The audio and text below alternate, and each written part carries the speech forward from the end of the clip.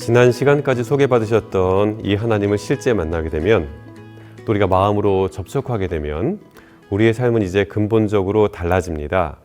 그 이전과는 전혀 다른 삶, 인생의 최종 목적지가 완전히 달라지는 새로운 삶이 시작됩니다. 이 실제적인 만남을 위해서는 이제 여러분 안에 있는 다른 에너지가 작동되셔야 합니다. 아시는 것처럼 만남이란 것 자체가 당연히 두 존재를 전제로 하는데요. 하나님 편에서의 에너지이자 능력인 성령은 태초부터 그 사랑의 대상인 여러분과 저에게 여러 사건과 사람과 환경을 통해 접촉해 오고 계셨습니다. 지금 이 순간도 그렇고요. 그러면 이젠 우리 사람 편에서의 어떤 에너지 그리고 결단이 발휘될 때 비로소 두 존재 간의 만남이 성사될 수 있는 것입니다. 위대한 만남이고 극적인 만남이며 각자의 인생에 있어서 경험할 수 있는 최고의 만남입니다. 그럼 우리가 어떻게 해야 이 만남으로 가는 길에 설 수 있을까요? 먼저 사람은 이성과 감성과 영성으로 이루어진 존재로 이렇게 말씀을 들으시고 내용을 이해하고 또 동의하시는 이성의 영역을 지나서 또 말씀과 간증, 찬양에 깊이 공감하고 또 감동하시는 감성의 영역을 거쳐서 이제는 하나님의 성령이 임재하시는 영성의 영역, 믿음을 발휘하는 단계에 이를 때 비로소 온전히 하나님 앞에 존재적으로 서게 되며 참 만남을 가질 수 있게 됩니다. 이것은 학식과 나이, 지위나 경험, 성별에 좌우되는 것이 아니라 오직 영성의 영역, 믿음의 영역의 문제입니다. 여기에 들어서게 될 때 비로소 하나님의 자녀로서의 강력한 권세를 가지고 삶을 당당하게 살아가실 수 있는데요. 요한복음 1장 12절은 이렇게 설명하고 있습니다. 영접하는 자, 곧 그 이름을 믿는 자들에게는 하나님의 자녀가 되는 권세를 주셨으니. 그럼 이제부터 자녀된 경험을 가진 사람들을 만나보도록 하겠습니다. 한 소녀가 이웃나라의 몸종으로 팔려갔습니다. 이렇게 된 경위에 관하여 열왕기하 5장에서는 다음과 같이 설명해주고 있습니다. 5장 1절부터 7절 말씀을 읽도록 합니다. 아람 왕의 군대 장관 나아만은 그의 주인 앞에서 크고 존귀한 자니 이는 여호와께서 전에 그에게 아람을 구원하게 하셨습니다. 그는 큰 용사이나 나병 환자더라. 전에 아람 사람이 떼를 지어 나가서 이스라엘 땅에서 어린 소녀 하나를 사로잡음에 그가 나아만의 아내에게 수종들더니 그의 여주인에게 이르되 우리 주인이 사마리아에 계신 선지자 앞에 계셨으면 좋겠나이다. 그가 그 나병을 고치리이다 하는지라. 나아만이 들어가서 그의 주인께 아뢰어 이르되 이스라엘 땅에서 온 소녀의 말이 이러이러하더이다 하니 아람 왕이 이르되 갈지어다. 이제 내가 이스라엘 왕에게 그를 보내리라 하더라. 나아만이 곧 떠날새 은 10달란트와 금을 가지고 가서 그 후에 이스라엘 왕이 그 글을 읽고 자기 옷을 찢으며 이르되 내가 사람을 죽이고 살리는 하나님이냐? 그가 어찌하여 사람을 내게로 보내 그의 나병을 고치라 하느냐. 그렇지만 그 후 이스라엘의 선지자 엘리사가 등장하여 나아만의 나병을 고쳐주게 되는 매우 유명한 이야기입니다. 여러분, 이 이야기 속에서 하나님과 그 선지자 엘리사를 믿었던 맨 처음 사람은 누구죠? 이름 없는 어린 소녀입니다.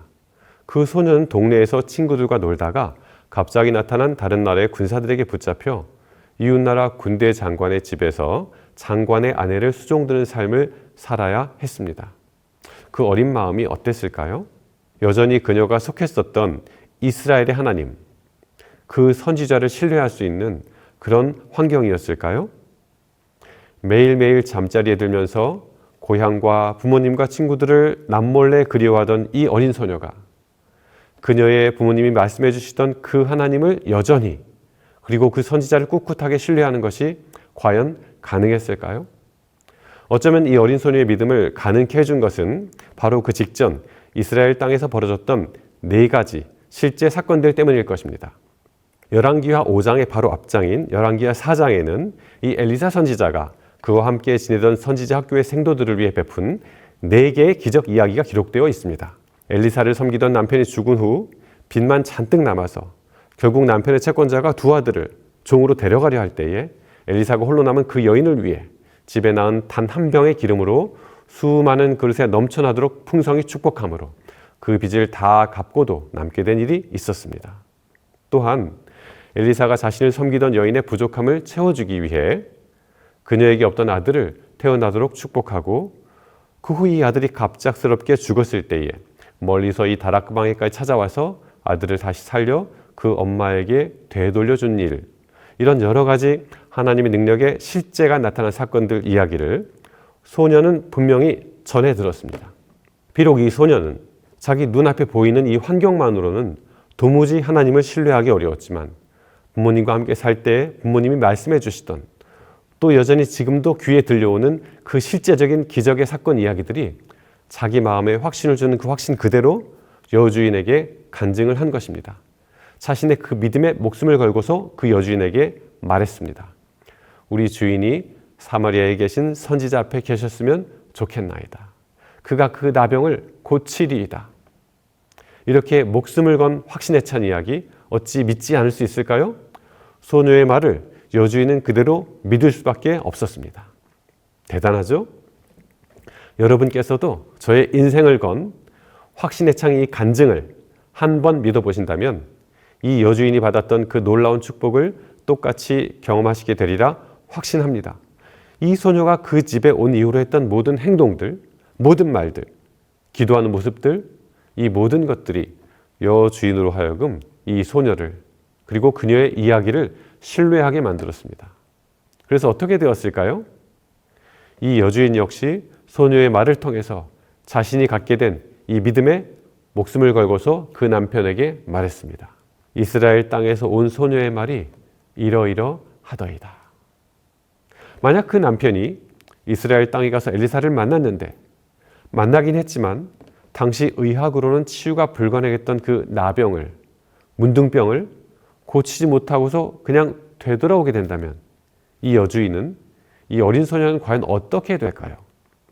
그의 좌절과 분노로 인해 살아남을 수가 없었을 것입니다.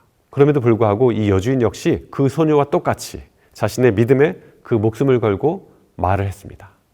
목숨을 건 확신에 찬 이야기, 나아만이 믿은 것처럼 여러분께서도 단 한 번만 믿음의 결단을 내려주시기 바랍니다. 성령의 음성이 여러분의 마음을 향해 지금 단순하게 받아들이도록 호소하실 때 그 호소의 마음을 여시기 바랍니다. 그 후에 어떻게 되었느냐고요? 남편 나아만 역시 아내의 말을 믿었고 그 믿음대로 그의 왕에게 말했으며 그를 신뢰한 왕의 허락을 받아 이스라엘 땅으로 갈 수 있었습니다. 믿음은 이렇게 믿음을 낳고 다시 또 새로운 믿음을 낳습니다. 결국 이 믿음만이 우리로 하여금 인생 최고의 축복된 만남을 가질 수 있도록 해줍니다. 나아만이 그 인생의 나락, 그 나병에서 극적으로 고침받았던 것처럼 지금 우리도 각자가 그 어떤 다른 형태들의 나락에 빠져 있을지라도 그가 믿고 신뢰했던 것처럼 우리도 쉽지 않은 것이지만 이것을 믿고 신뢰한다면 하나님의 약속을, 그리스도 예수 십자가 구원의 능력을 받아들인다면 우리 역시 그 나락에서 분명하게 구원을 받을 수 있습니다. 다른 삶을 새로 시작할 수가 있습니다. 그런데 우리가 간과한 한 사람이 있습니다. 등장인물 중 딱 한 명이 빠졌죠? 누구일까요? 그 당시 이스라엘에서 일어났던 그 4가지 사건에 관해 그 누구보다도 잘 알고 있었을, 정확하게 보고받았을 것으로 생각되는 이스라엘 왕, 이 사람이 아람 왕의 치료 요청에 대해서 어떻게 반응했는지 살펴봅니다. 그는 두려워 떨었습니다. 하나님과 그 선지자 엘리사를 믿지 못하며 큰 불안에 휩싸였습니다. 아까 말씀드린 것처럼 믿음은 무엇의 문제라고요? 네, 구원받는 이 믿음은 학식과 나이, 지위나 경험, 성별에 좌우되는 것이 아니라 영성의 영역의 문제입니다. 학식으로나 나이로 본다면 또 그 지위와 경험으로 보면 그 소녀는 이스라엘 왕과는 비교가 되지 않을 정도의 열등한 위치에 있는 사람입니다. 그러나 그 어려운 자신의 환경에도 불구하고 하나님이 여전히 살아계신다 라고 확신한 사람은 나이 많고 확신 있고 경험이 풍부한 이스라엘 왕이 아니라 바로 단순한 그 어린 소녀였습니다. 오늘날도 우리의 환경, 학식, 나이, 경험, 성별, 그리고 재산과 무관하게 하나님께서는 영접하는 자, 곧 그 이름을 믿는 자들에게만 하나님의 자녀가 되는 권세를 주십니다. 기다리며 기다리는 이 믿음에 구원을 풍성히 주십니다. 일본의 소설가 다자이 오사무의 달려라 메로스라는 책에는 이런 이야기가 있습니다. 주인공인 메로스가 이탈리아의 섬 시라큐스 왕국에서 모든 인간은 배신자야, 이런 불신 속에서 배신하는 사람들을 미리 죽여야지 하면서 마구 죽이던 디오니스 왕에게 말합니다. 당신이 인간을 믿지 않으니 세상이 어두운 것입니다 라고 반항하다 붙잡혀 사형 선고를 받습니다. 그러나 그에겐 하나뿐인 여동생이 있었어요. 그는 죽기 전 고향으로 돌아가 그 여동생의 결혼식을 열어줄 수 있도록 해달라며 왕에게 3일, 딱 사흘의 여유만 주면 고향 마을에 가서 여동생의 결혼식을 열어주고 곧바로 되돌아오겠다고 말합니다. 이 왕은 어떤 사람이라고요? 모든 인간은 배신자라고 믿고 있던 왕이기 때문에 당연히 허락하지 않았어요. 이에 메로스는 다음과 같이 제안합니다.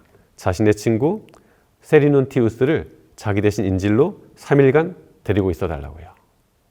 인간의 신의를 늘 의심하던 이 왕은 그래, 인간을 불신하는 내 주장이 옳아, 자기 주장이 옳다는 사실이 객관적으로 입증될 수 있는 절호의 기회라 생각하고서는 허락해 줍니다. 이 책의 제목이 뭐라고 말씀드렸죠? 달려라 메로스. 고향 마을에서 결혼식을 마치자마자 메로스는 달리기 시작합니다. 폭우, 홍수, 도둑, 그리고 끊어진 다리, 이 모든 것이 그를 막아서지만 그는 쓰러지고 절망하면서도 또 다시 일어섭니다. 그 마음 속에는 단 하나의 믿음이 있었습니다. 나는 달린다. 그리고 나를 믿고 기다리는 친구가 있다. 3일이라는 시간이 다 되어서 친구가 막 처형되려는 바로 그 순간, 정말 피투성이가 된 메로스가 사형 집행 현장에 겨우 도착합니다. 그 자리에서 숨을 헐떡대며 메로스는 중간에서 너무 힘들어서 그만 포기하고 싶었다는 사실을, 또 그의 친구 세리논티우스는 메로스를 잠시 의심했었다는 사실을 각각 고백하면서 서로 끌어안고 엉엉 웁니다. 이제 메로스가 죽을 차례죠. 그러나 이를 지켜본 왕도 결국 두 사람의 사랑과 인간의 신의에 감동해서 둘 다 살려준다는 결말로 이 이야기는 끝이 납니다. 메로스에게는 나는 달린다, 나를 믿고 기다리는 친구가 있다 라는 믿음이 있었고 그는 그 믿음의 보답을 받았습니다. 오늘의 이야기를 회상하시려면 열왕기하 5장을 보시면 됩니다. 이 영상을 보신 후에 여러분의 눈이 열왕기하 5장으로 자신이 알고 있는 하나님을 깊이 신뢰하던 그 소녀에게로, 하나님을 모른 채 비참하게 나병 환자로 살아가던 주인을 향한 그 소녀의 동정심과 살아있는 믿음에 집중되시길 바랍니다. 그리고 그 믿음과 동정심이 여러분 자신의 것이 되는 큰 축복 누리시길 바랍니다. 친구 메로스는 단 한 번의 약속이었지만 그것을 지키기 위해 죽음을 무릅쓰고 달렸는데 아버지 하나님은 그보다 훨씬 더 많고 분명한 약속들을 구약과 신약에 해놓으셨습니다. 나 곧 나는 나를 위하여 너의 허물을 도말하는 자니 너의 죄를 기억하지 아니하리라. 영접하는 자, 곧 그 이름을 믿는 자들에게는 하나님의 자녀가 되는 권세를 주셨으니, 이 약속들을 지키시기 위해 그분은 우리에게 십자가를 주셨습니다. 허물을 도말하시고 하나님의 자녀가 되는 권세를 주시기 위해 폭우, 홍수, 끊어진 다리가 그분을 막았을 때도 다시 일어나 피투성이가 된 채 우리에게 오셨습니다. 그렇게 그분이 우리에게 다가오실 때 그 사랑의 호소에 이제는 믿음으로 반응하는 우리 모두의 축복된 삶이 되시길 간절히 소망합니다.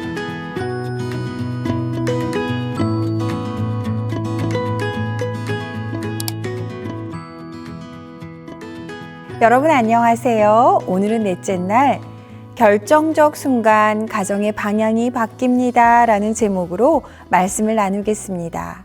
우리 인생에는 누구에게나 중요한 전환점, 인생의 방향이 바뀌는 결정적 순간이 찾아옵니다.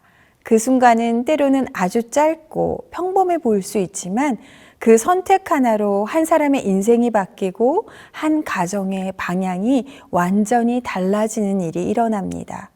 성경을 보면 하나님께서 가정을 중요한 사역의 단위로 사용하시고 가정을 통해 하나님의 뜻을 이루시는 장면들이 정말 많습니다. 하나님은 가정이라는 작은 무대를 통해 큰 역사를 이루십니다. 가정을 신앙의 출발점으로 삼으시고 그 가정을 통해 민족을 일으키시며 구원의 길을 여십니다.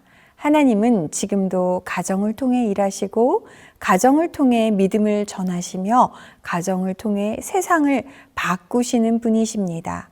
하나님께서 가정 안에서 일하신 역사적인 장면들을 성경 속에서 살펴보면 가정은 하나님의 구속 역사의 핵심 통로였음을 알 수 있습니다. 가장 먼저 최초의 가정, 아담과 하와입니다.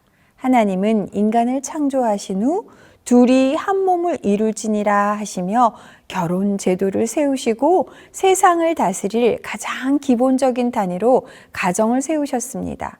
그리고 죄의 시작도 가정 안에서 시작되었지만 하나님은 죄를 해결하시는 구원의 계획도 가정을 통해 이어가셨습니다. 또한 의인 노아의 이야기를 보면 하나님은 한 사람의 믿음과 순종을 통해 온 가족을 구원하십니다. 너와 내 아들들과 내 아내와 내 며느리들과 함께 방주로 들어가라 하심으로 노아의 믿음이 가정을 구원의 울타리로 이끄는 통로가 되게 하셨습니다. 하나님은 아브라함의 가정을 통해 민족을 이루시고 구원의 계보를 시작하십니다. 믿음의 유산은 개인의 신앙에서 끝나지 않고 가정을 통해 다음 세대로 전해졌고 그 유산이 하나님의 나라를 세우는 기초가 되었습니다. 그리고 우리는 요셉의 가정 이야기에서 또 하나의 중요한 진리를 발견합니다. 형제들 간의 시기와 상처, 갈등과 분열, 이 모든 고통이 있었지만 하나님은 모든 것을 가정을 회복하고 민족을 구원하는 길로 사용하셨습니다. 요셉을 통해 하나님은 상처 입은 가정도 회복의 도구가 될 수 있음을 보여주셨습니다. 히브리서 11장 23절은 모세의 부모가 바로의 명령에도 불구하고 믿음으로 자녀를 숨겨 보호한 일을 언급합니다. 그들의 믿음은 단지 자녀를 지킨 것에서 끝나지 않았습니다. 그 속에서 자라난 모세는 결국 이스라엘 민족을 해방시키는 하나님의 도구가 됩니다. 한 가정의 믿음이 민족 전체를 구원하는 일에 연결된 것입니다. 또한 여호수아는 오직 나와 내 집은 여호와를 섬기겠노라고 선포함으로써 가정의 신앙적 방향을 분명히 정했고 그 가정을 통해 하나님을 중심으로 한 삶의 기준이 세워졌습니다. 신약에서도 하나님은 브리스길라와 아굴라 부부의 가정을 통해 복음 사역을 이루셨습니다. 그들의 집은 바울과 함께 복음을 전하는 동역의 공간, 가정교회의 중심이 되었습니다. 또한 바울은 디모데를 향해 이렇게 말합니다. 내 속에 있는 거짓 없는 믿음을 먼저 내 외조모 로이스와 내 어머니 유니게에 속해 있더니 디모데가 가진 순전한 믿음은 우연히 생긴 것이 아닙니다. 가정을 통해 세대를 거쳐 전해진 믿음의 유산이었습니다. 하나님은 가정을 통해 일하시며 가정의 믿음, 선택, 결단을 통해 하나님의 구원과 복의 역사를 이루어 가십니다. 노아의 순종이 가족을 살렸고 아브라함의 결단이 민족을 일으켰습니다. 그런데 반대로 롯의 가정은 결정적 순간에 신앙보다 세상의 길을 선택함으로 무너졌습니다. 우리 가정도 지금 그런 결정의 기로에 있을 수 있습니다. 작은 말 한마디, 작은 태도 하나, 작은 순종 하나가 하나님의 뜻을 따르는 가정으로 회복되느냐 아니면 세상의 흐름 속에 흘러가 버리느냐를 좌우할 수 있습니다. 오늘 말씀을 통해서 하나님께서 우리 각자의 가정에 지금이 바로 그 결정적 순간이라고 말씀하십니다. 그리고 우리에게 새로운 방향으로의 전환을 요구하십니다. 여러분의 가정은 어떤 방향으로 가고 있습니까? 오늘 하나님께서 주시는 말씀으로 우리 가정이 다 하나님의 목적을 이루는 축복의 통로가 되길 소망합니다. 사랑하는 여러분, 가정은 어느 날 갑자기 무너지는 것이 아닙니다. 배가 방향을 살짝만 틀어도 처음엔 몰라도 시간이 지나면 전혀 엉뚱한 곳에 도착하게 될 수 있습니다. 가정도 그렇습니다. 작은 이탈, 작은 무시, 작은 회피가 쌓이고 쌓이면 결국 마음이 멀어지고 관계가 깨어지게 됩니다. 빗방울 하나는 아무 영향이 없는 것 같지만 계속 떨어지면 단단한 바위도 깨어집니다. 반대로 따뜻한 말 한마디, 짧은 기도, 눈을 마주치는 작은 행동 하나가 가정을 다시 세우고 회복시키는 씨앗이 될 수 있습니다. 가정을 살리는 것도, 가정을 무너뜨리는 것도 거창한 일이 아니라 작지만 결정적인 선택들이라는 사실을 오늘 우리가 꼭 기억하시길 바랍니다. 결정적 순간은 작게 시작됩니다.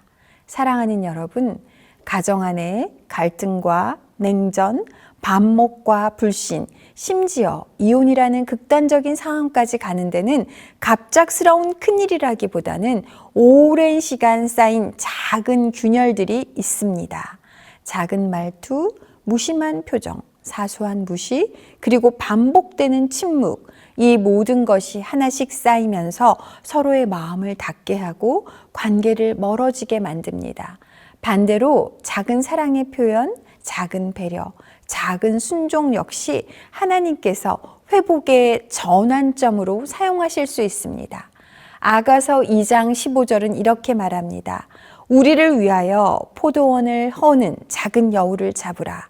작고 사소해 보이는 여우 하나가 사랑의 포도원을 무너뜨릴 수 있다는 경고입니다. 이 말씀은 우리에게 작은 틈, 작은 순간, 작은 태도를 그냥 넘기지 말라. 작은 것이 결국 가정의 운명을 바꿀 수 있다는 사실을 기억하시기 바랍니다. 하나님은 작은 여우가 뭐길래 잡으라고 하셨을까요? 당시 농업사회에서 포도원은 온 생명과 소중한 수확의 상징이었습니다. 여우는 작지만 민첩하고 교묘하게 포도나무의 뿌리를 파괴했습니다. 포도원의 열매를 먹는 게 아니라 포도나무 자체를 망가뜨렸습니다. 포도원을 큰 짐승이 아닌 작은 여우가 망친 것입니다. 가정을 무너뜨리는 건 큰 사건보다 작은 틈입니다. 오늘 우리의 가정에도 작은 여우가 있을까요? 지난주 금요일 저는 대총회 행정위원회 7박 8일 일정을 마치고 귀국했습니다. 남편이 공항에 마중 나왔는데 금요일이라 교통이 너무 막혀 저는 먼저 출국장 밖으로 나와 기다리고 있었습니다. 남편에게 당신 어디세요? 라고 물으니 CU 편의점 앞이라고 하더군요. 저는 앞뒤 생각 없이 보이는 CU 편의점 쪽으로 카트를 밀며 갔습니다. 그런데 10분을 기다려도 남편이 나타나지 않아 다시 전화를 했습니다. 남편이 화를 내며 당신은 항상 멋대로야. 내 말 제대로 듣지도 않고 거기서 기다리면 어떻게 해? 라고 말했습니다. 속상한 마음에 저는 말했습니다. 아니 당신이 CU 편의점 앞이라고 했으니까 내가 간 거잖아요. 여기 편의점이 한두 개야? 내 설명을 듣고 움직여야지. 그런데 왜 저한테 화를 내는 거예요? 내가 언제 화를 냈다고? 오히려 화낸 건 당신이 먼저잖아요. 이렇게 말이 오고 가는데 제 머릿속에 문득 드는 생각이 이건 아니지. 정신을 차리자. 예수님께서는 우리가 이렇게 다투는 모습을 원하시지 않아. 이런 다툼은 사단이 기뻐하는 일일 뿐이야. 당장 저는 남편에게 말했습니다. 여보 미안해요. 내가 당신 이야기를 주의 깊게 듣지도 않고 내 생각대로 움직였네. 우리는 종종 서로 상처 줄 의도가 없었는데 서로 상대방을 오해해서 비난하는 경우가 있습니다. 그때 예수님께 도움을 청하고 바로 사과하지 않고 넘어가면 관계를 파고드는 독이 될 수 있습니다. 작은 다툼이 반복되면 무관심이 되고 무관심은 감정의 단절을 불러오고 이들은 곧 냉정 관계에 들어가게 되고 서로 함께 있어도 따로 있는 것 같은 분리감을 느끼게 됩니다. 이 모든 것이 작은 틈에서 시작됩니다. 지금 여러분의 가정에는 조용히 관계를 잠식하는 작은 그림자들이 있지 않습니까? 말하지 않은 상처, 시간이 지나면 괜찮겠지 하면서 덮어둔 감정, 입을 다문 채 지나쳤던 불편한 순간들, 괜찮아, 내가 참으면 되지 라고 말하며 마음을 접은 배우자, 그런 배우자의 마음을 읽지 못한 채 무관심하게 지나쳐버린 날들, 바쁘다는 이유로 아이의 요청에 나중에 하며 넘겼던 그 순간들과 지나쳐버린 자녀의 작은 신호들, 그 모든 것이 사실은 사랑의 담장을 무너뜨리는 작은 여우들입니다.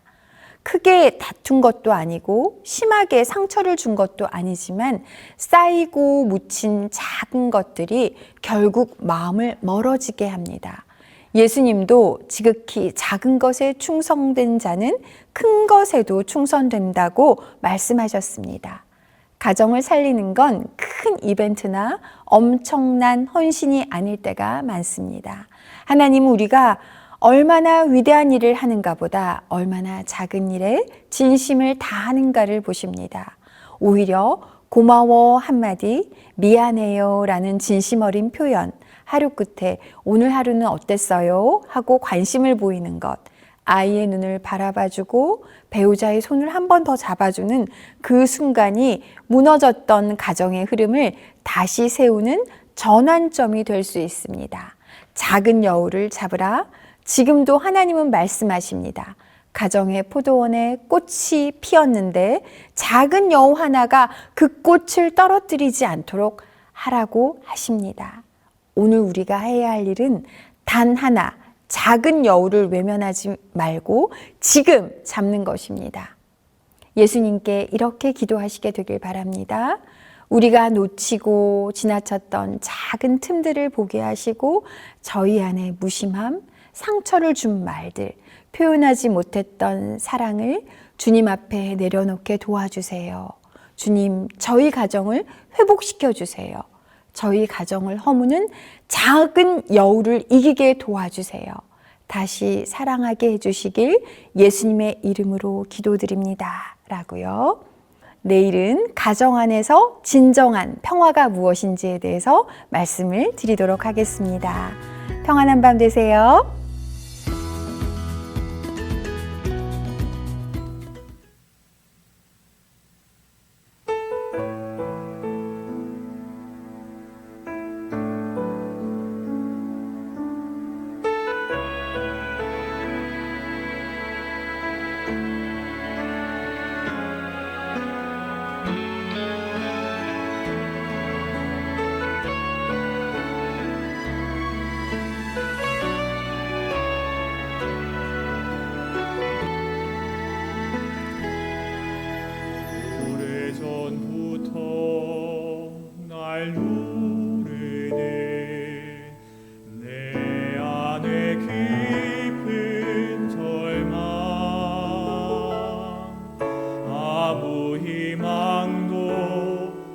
어떤 기대도 내겐 없는데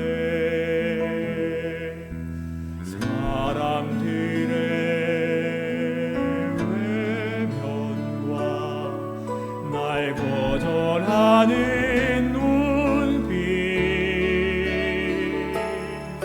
아픈 상처로 짙은 어둠으로 깊이 빠져만 가는데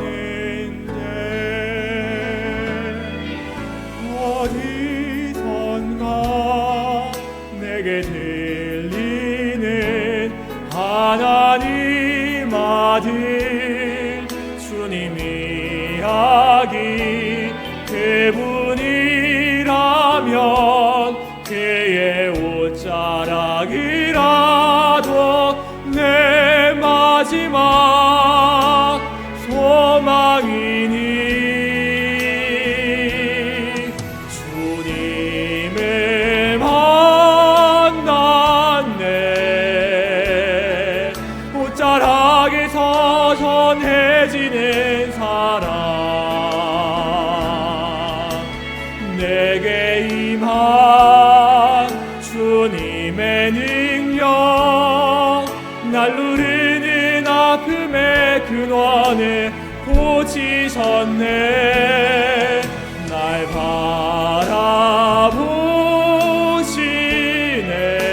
바라보시네 나의 연약함 주님은 아시네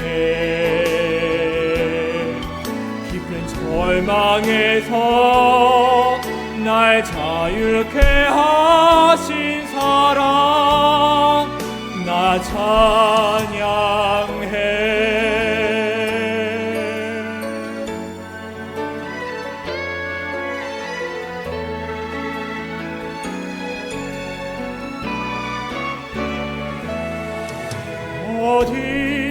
어디선가 내게 들리는 하나님 아들 주님 이야기 그분이라면 그의 옷자락이라도 내 마지막 소망이니 주님을 만났네 옷자락에서 전해지는 사랑 내게 임한 주님의 능력 날 누르는 아픔의 근원을 고치셨네 날 바라보시네 나의 연약함 주님은 아시네 절망에서 날 자유케 하신 사랑 나 찬양해